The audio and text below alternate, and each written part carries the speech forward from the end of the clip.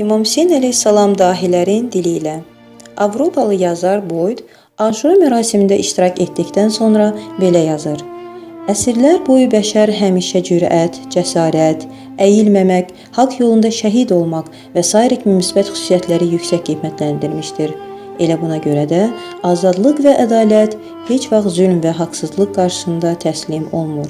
Bu Hüseyn əleyhissalamın fədakarlığı və əzəmətidir. Mən sevinirəm ki, bu əzadarlıq məclisində iştirak etdim. Hətta 1300 il keçsə də belə. Gabriel Dunkerl. Yezidin qoşunu Aşura günü elə mənfur hərəkətlər etdilər ki, tarix o zamanədək belə çirkin əməllərin şahidi olmamışdır. Onlar hətta südəmər uşaqlara, qocalara belə rəhm etmədilər. Hüseyn əleyhissalamın başını Dəməşqə gətirdikdə Yezid hakimiyyətinin möhkəmləndiyini və rahatlıqla rəhbərlik edəcəyini düşünürdü. Amma bunun əksi oldu.